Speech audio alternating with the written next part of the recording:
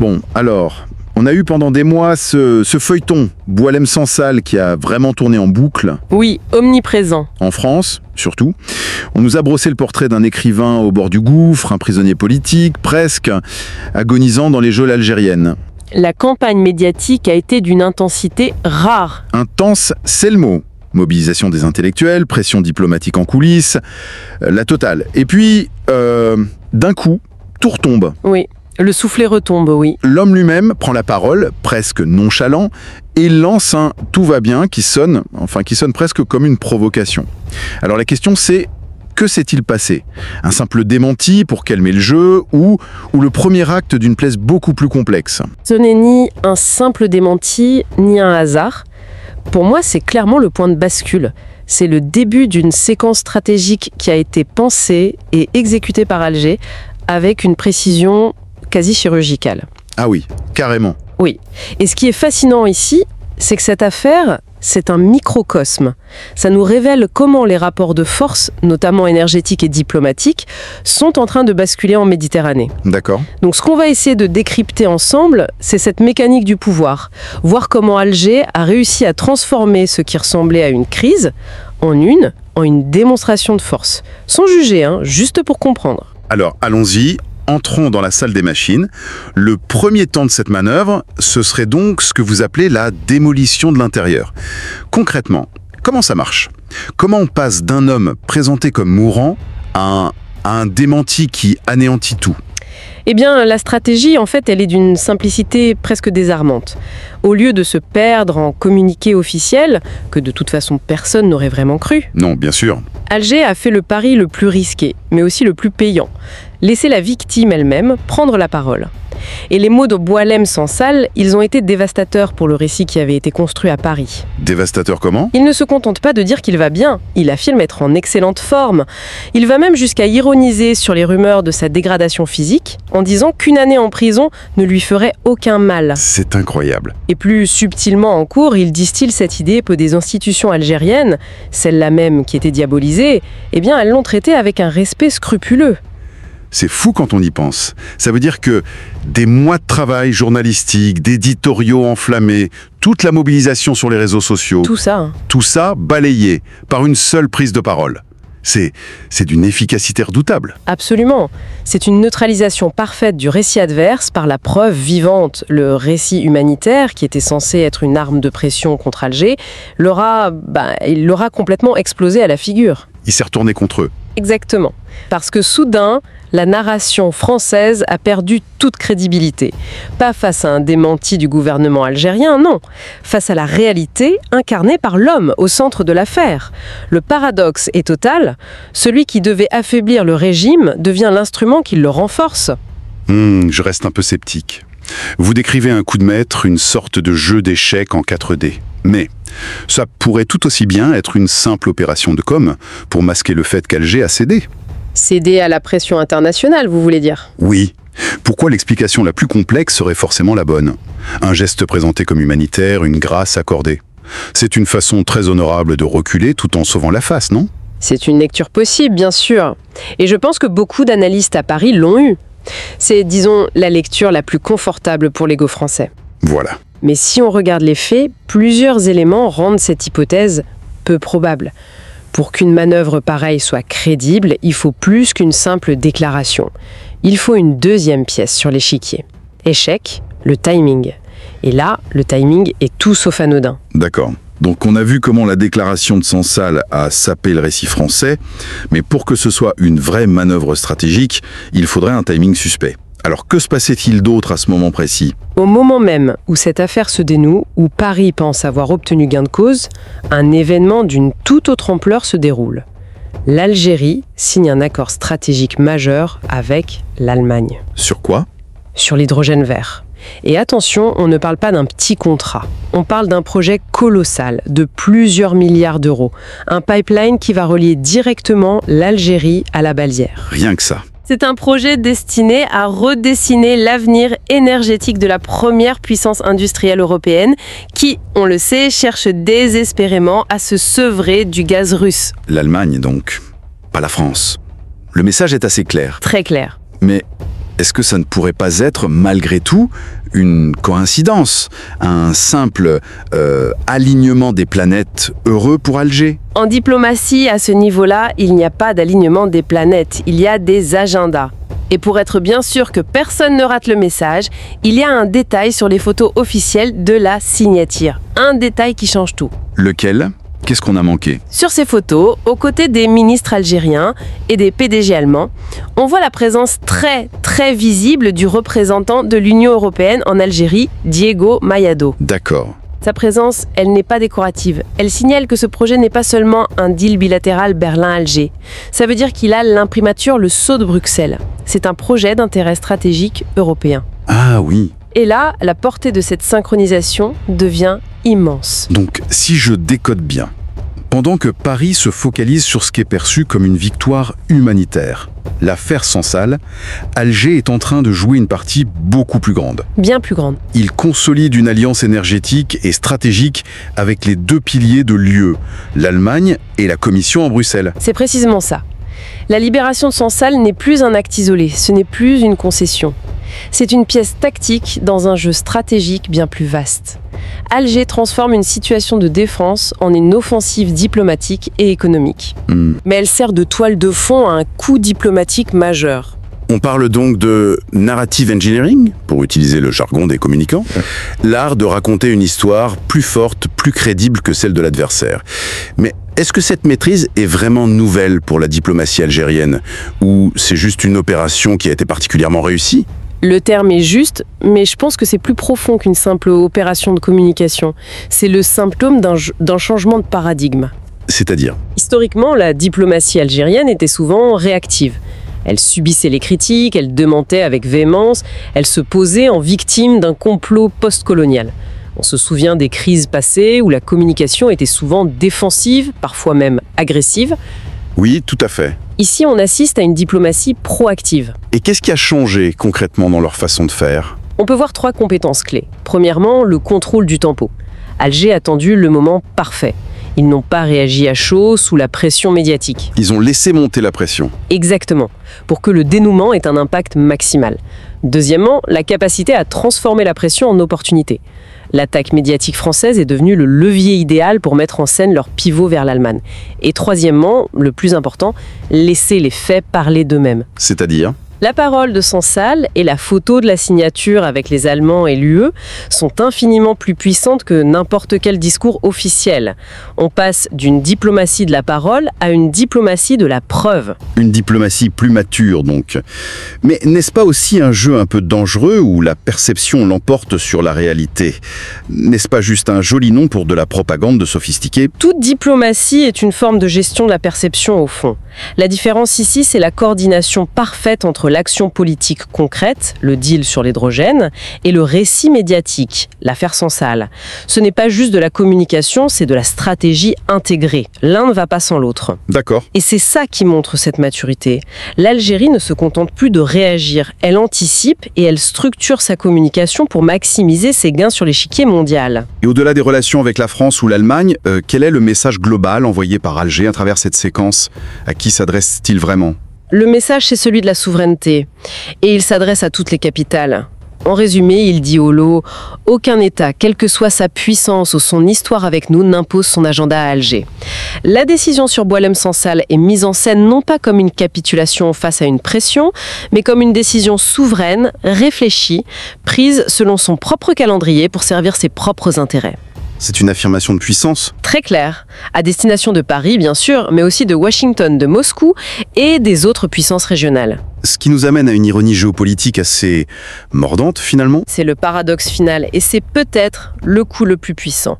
L'homme qui devait être le symbole de la victime du système algérien, la preuve de sa brutalité, devient par ce retournement la preuve vivante de la rigueur et, selon leurs termes, du respect de ses institutions. C'est incroyable. Celui que Paris présentait comme un homme brisé devient, par ses propres mots, un témoignage de la solidité du système qui le détenait. Ce renversement symbolique a une portée considérable. Un symbole puissant, certes, mais un symbole instrumentalisé jusqu'à la moelle. Au final, dans ce grand jeu d'échecs entre États, l'individu n'est-il rien d'autre qu'un pion qu'on avance ou qu'on sacrifie pour gagner la partie? Votre question est au cœur du cynisme des relations internationales. L'affaire Boilane-Sansal dépasse très largement le cas individuel.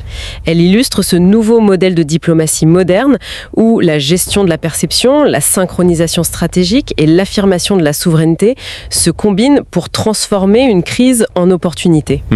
Elle montre comment un État peut convertir une tentative de pression en un atout majeur et comment un détenu, malgré lui sans goutte, peut devenir le symbole involontaire de la puissance de l'État qui l'emprisonnait. Cette séquence révèle donc l'efficacité redoutable d'une diplomatie où chaque geste est calculé, où rien n'est laissé au hasard. Mais ça soulève une question vertigineuse.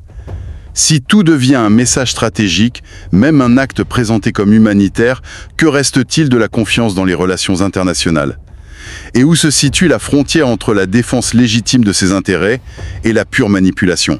Bon, encore une tempête diplomatique entre Paris et Alger. Encore une, oui. Visite annulée, des déclarations assez acerbes.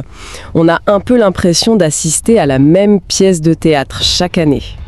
Au fond, est-ce qu'on n'en fait pas toujours un peu trop avec cette relation dite passionnelle? Ce n'est qu'un orage de plus, non? Il passera comme les autres. Justement, voir les choses comme ça, c'est peut-être passer à côté de l'essentiel. Ah oui? Ce n'est pas un simple incident. Chaque crise, même la plus anecdotique en apparence, n'est que le symptôme d'une pathologie beaucoup plus profonde. Une pathologie, carrément. Oui. La vraie logique, elle n'est pas dans l'actualité immédiate. Elle est dans une structure de conflit qui a commencé il y a bientôt 2 siècles. Notre but aujourd'hui, ce n'est pas de commenter la dernière tension, mais plutôt de décrypter la grammaire même de cet affrontement. La grammaire de l'affrontement. Qui continue de s'écrire, au présent. L'image est forte. Mais justement, pourquoi cette obsession du point de départ, de 1830 ? Toutes les nations ont des passés compliqués, des guerres. Pour construire l'avenir, il ne faudrait pas, à un moment, juste tourner la page. Parce que 1830, ce n'est pas une simple conquête. C'est la naissance d'une fracture. C'est-à-dire ? Il faut comprendre la nature du projet colonial français en Algérie. Ce n'était pas une occupation militaire classique, c'était un projet de dépossession, de transformation totale de la société, de sa culture, de son organisation. On parle de violence de conquête, ce qui est tragiquement banal dans l'histoire, ou c'est autre chose ? C'est d'une autre nature. On ne cherche pas seulement à soumettre, on cherche à effacer. Les premières décennies sont d'une violence systémique. Des villages entiers rasés, les terres les plus fertiles confisquées, ce qui provoque des famines dévastatrices. Et planifié. Et c'est de cette politique que naît une résistance qui va structurer toute l'identité algérienne moderne. Une figure comme l'émir Abdelkader, ce n'est pas un simple chef de guerre. Il incarne une résistance politique, militaire et même spirituelle. Sa lutte devient le mythe fondateur d'une dignité bafouée, mais jamais anéantie. Et cet imaginaire-là, il irrigue encore le discours d'aujourd'hui ? Très profondément. D'accord. Mais après cette phase de conquête brutale, la France intègre l'Algérie. Elle en fait 3 départements français. N'est-ce pas une forme de normalisation, une tentative de construire un avenir commun, même s'il est asymétrique ? C'est là que réside toute l'hypocrisie du système. Cette intégration est une façade. À partir de la fin du 19e, on assiste à une colonisation totale sous un vernis républicain. D'un côté, les Européens d'Algérie, ils ont tous les droits. Et de l'autre ? De l'autre, l'immense majorité des Algériens musulmans vit sous un régime d'exception, le fameux code de l'indigénat. Attendez, ce code de l'indigénat, concrètement, ça veut dire quoi ? Qu'on n'était pas jugé par la même loi selon son nom de famille ? Exactement. C'était un système juridique parallèle, un arsenal de sanctions qui s'appliquait uniquement aux indigènes, en dehors du droit commun. Vous pouviez être sanctionné pour un simple manque de respect, par exemple. C'est incroyable. L'école, la justice, l'administration, tout devient un instrument d'une assimilation forcée qui en réalité refuse d'égalité. C'est une machine à fabriquer des sujets, pas des citoyens. On arrive donc logiquement à la guerre de libération en 1954. Une guerre terrible, c'est un fait. Mais là encore, n'était-ce pas une étape quasi inévitable du grand mouvement de décolonisation de l'époque ? Un drame, oui, mais pas une exception. C'est une erreur de la banaliser. La guerre d'Algérie n'est pas une guerre comme les autres. Sa singularité elle est cruciale. Pourquoi? Parce que c'est une guerre totale, menée avec des méthodes qui ont fracturé les deux sociétés. L'usage de la torture, ce n'était pas un dérapage. C'était théorisé, systématisé comme arme de contre-insurrection. La guerre psychologique, les attentats urbains qui frappaient les civils? C'était une spirale de violence paroxystique. On parle beaucoup de l'impact en Algérie, évidemment, mais comment cette violence a-t-elle été vécue en métropole à l'époque? Est-ce que la société française en avait conscience? Elle en a pris conscience, mais de la manière la plus brutale qui soit. Ce conflit a fait imploser la puissance coloniale de l'intérieur. Ah oui, c'est vrai. Il a provoqué la chute de la 4e République, une crise politique qui a failli tourner à la guerre civile en France même et qui a nécessité le retour de De Gaulle. Donc un traumatisme partagé, en fait. Totalement. C'est un traumatisme partagé. Dans les archives, on trouve des lettres de jeunes soldats complètement perdus qui écrivent à leurs parents « Je ne sais plus qui est l'ennemi ». Ça vous dit tout du traumatisme intime au-delà de la grande histoire. Et même l'indépendance de 1962 ne vient pas apaiser les choses. Au contraire, elle ne clôt pas le chapitre des douleurs, elle en ouvre de nouvelles. C'est-à-dire? Le déracinement terrible des pieds noirs, ces Européens d'Algérie contraints à un exil qu'ils n'avaient jamais imaginé. Et puis bien sûr, le drame absolu des Harkis, ces Algériens qui avaient combattu pour la France et qui ont été abandonnés à leur sort, massacrés par milliers. Dans l'indifférence. Dans l'indifférence. L'indépendance n'a rien réglé, non. Elle a multiplié les mémoires déchirées. Et c'est avec ce bagage-là que les deux pays sont censés construire une relation d'égal à égal après 62. Ça semble voué à l'échec dès le départ. C'est plus complexe que ça. La relation post-indépendance, c'est un cycle quasi schizophrénique. Des périodes de coopération intense, Économique, énergétique. oui, suivies immédiatement de crises politiques violentes. Donnez-nous un exemple de ces crises qui révèlent le non-dit. Les essais nucléaires français, ils se poursuivent au Sahara bien après 1962. Pour Paris, c'est une question de souveraineté et de dissuasion. Logique. Mais pour Alger, c'est la preuve que l'ancienne puissance coloniale continue de considérer son territoire comme un terrain de jeu stratégique. Il y a aussi les dossiers migratoires, j'imagine. Un levier de pression constant. Et puis, il y a ce jeu de dupes permanent. Paris tente de maintenir son influence, ce qu'Alger perçoit systématiquement comme une ingérence néocoloniale.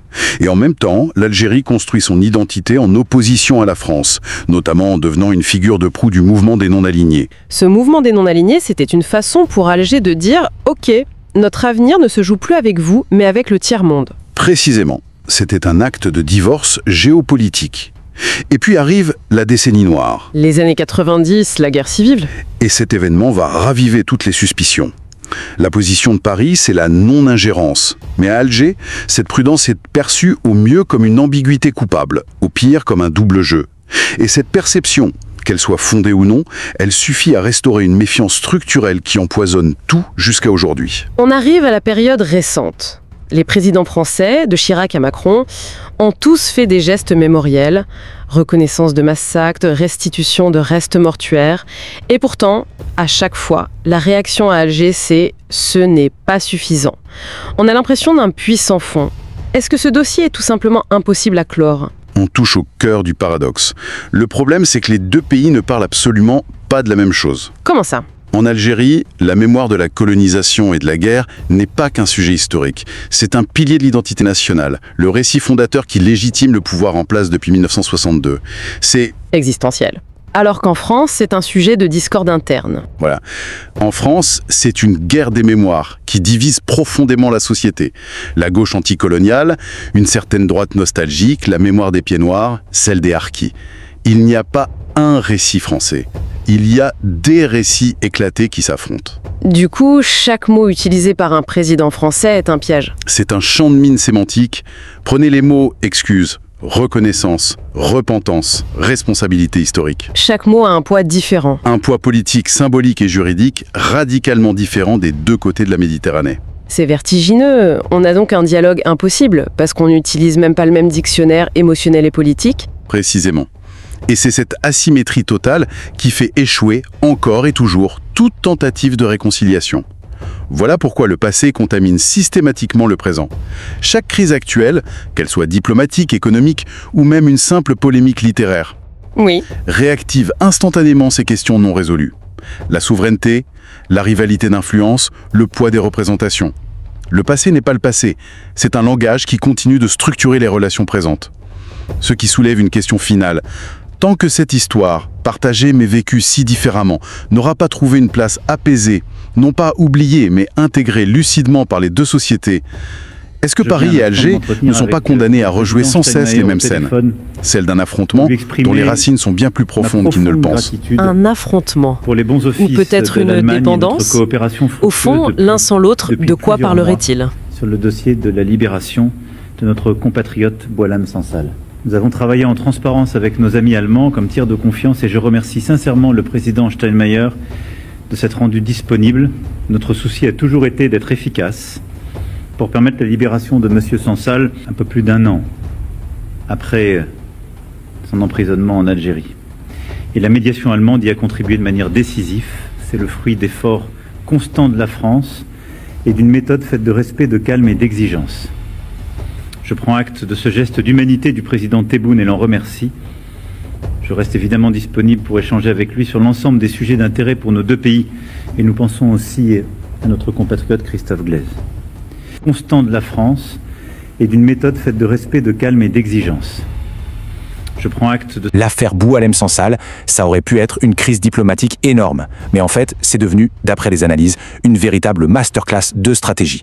Alors comment est-ce qu'on transforme une situation qui semblait explosive en une victoire politique? C'est ce qu'on va décortiquer. Alors, tout a commencé avec une image vraiment forte qui a tourné en boucle dans les médias, celle de l'écrivain Boualem Sansal, présenté comme un homme à l'agonie dans une prison algérienne. Et derrière ça, il y avait une campagne médiatique super intense. Le but, clairement, c'était de jouer sur l'émotion pour faire pression, pour faire plier le gouvernement algérien. Et là, coup de théâtre. L'homme au cœur de toute cette tempête médiatique, il prend la parole lui-même. Et avec une seule petite phrase, il ne fait pas que rassurer tout le monde sur son état de santé, non. Il pulvérise littéralement des mois de campagne médiatique. La situation est complètement renversée. Ok, pour vraiment comprendre l'onde de choc que sa déclaration a provoquée, il faut qu'on revienne un petit peu en arrière, sur la campagne qui a tout déclenché. Alors il faut être clair. D'après les sources, cette couverture médiatique n'était pas neutre du tout. Loin de là. Elle avait un objectif bien précis, fabriquer l'image d'une victime, créer un levier de pression humanitaire et au final, transformer ça en une véritable arme diplomatique pointée droit sur Alger. Et c'est là que tout bascule. Toute cette stratégie qui avait l'air si bien rodée va littéralement imploser de l'intérieur. Et le plus fou dans tout ça, la démolition, elle vient de la personne même que cette campagne était censée sauver. Franchement, le contraste est saisissant. D'un côté, on a le portrait d'un homme à l'article de la mort. Et de l'autre, on a les mots de Sansal lui-même, qui dit non seulement qu'il va bien, mais en plus qu'il a été traité avec respect. C'est plus qu'une démentie, c'est une véritable démolition en règle de tout le récit qui avait été construit. L'impact, il est immédiat. Et pour la crédibilité de la campagne, c'est dévastateur. Le point clé, le voilà. La victime elle-même vient de désamorcer l'arme qui était censée la défendre. Pour ceux qui ont monté cette opération, c'est un retour de flamme monumental, un échec stratégique total. Mais attention, l'histoire ne s'arrête pas là, loin de là. Parce que juste après ces déclarations, Boualem Sansal est libéré. Et le timing de cette libération, eh bien ce n'est absolument pas un hasard. Alors la question qu'on se pose, c'est est-ce que l'Algérie a juste cédé à la pression, même si elle était affaiblie, ou est-ce que, comme le suggèrent les analyses, cette libération faisait en fait partie d'un plan beaucoup plus grand? La réponse en fait, elle est juste là, dans la chronologie des événements. La synchronisation est parfaite. Le jour même de la libération de Sansal, Alger ne se fait pas du tout discret, bien au contraire. Le pays signe un énorme accord sur l'énergie avec l'Allemagne et avec des représentants de l'UE présents. Non, ce timing, ce n'est vraiment pas une coïncidence. Donc on comprend bien que le but n'était pas de réagir à la pression, pas du tout.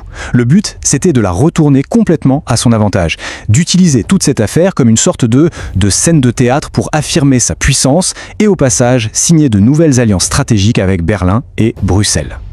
En fait, cette affaire, c'est presque un cas d'école. On pourrait dire que ça révèle un véritable mode d'emploi de la diplomatie moderne. Une approche hyper stratégique qui s'appuie sur quelques principes fondamentaux. Le concept central ici, c'est ce qu'on appelle l'ingénierie narrative. L'idée, ce n'est plus seulement d'agir, mais de contrôler totalement l'histoire, le récit qui accompagne chaque action. La communication n'est plus un à côté, elle devient une arme stratégique à part entière. Alors, comment ça marche concrètement? On peut le décomposer en plusieurs étapes. Étape 1, on laisse le récit de l'adversaire s'effondrer tout seul, de l'intérieur. Étape 2, on prend la pression qu'on subissait et on la transforme en avantage stratégique. Étape 3, on synchronise toutes ces actions pour un impact maximum. Et enfin, l'objectif ultime de toute la manœuvre, affirmer sa souveraineté de manière absolue. Et c'est ça, le message final de toute l'opération. La libération de Sonzal n'est pas du tout présentée comme une concession faite sous la pression, non. C'est un acte souverain, une décision prise au moment choisi par Alger et par personne d'autre. C'est une démonstration de contrôle total. Bon. Alors concrètement, ça donne quoi? Quelles sont les conséquences de tout ça? Comment cette affaire a-t-elle finalement redessiné la carte des rapports de force? Le bilan de la manœuvre, il est limpide. D'un côté, l'Algérie sort de cette affaire avec une crédibilité renforcée et une position stratégique bien plus forte. De l'autre, la France, elle perd sa crédibilité et surtout un outil de pression important. Et pendant ce temps-là, l'Allemagne et l'Union européenne s'assurent un nouveau partenaire énergétique majeur. On assiste à un vrai déplacement des lignes et des alliances. C'est peut-être ça l'ironie la plus forte de toute cette histoire. L'homme qui était censé être le symbole de la faiblesse d'un État est devenu au final l'instrument même de sa démonstration de force. Un retournement de situation assez incroyable. Et on termine sur cette question qui est finalement la plus importante. Est-ce que cette affaire Sonzal, ce n'est pas juste l'illustration parfaite d'une nouvelle forme de diplomatie? Une diplomatie pour le 21e siècle, où maîtriser le récit, l'histoire qu'on raconte, devient tout aussi important, voire plus, que les négociations traditionnelles. La question, bien sûr, reste ouverte.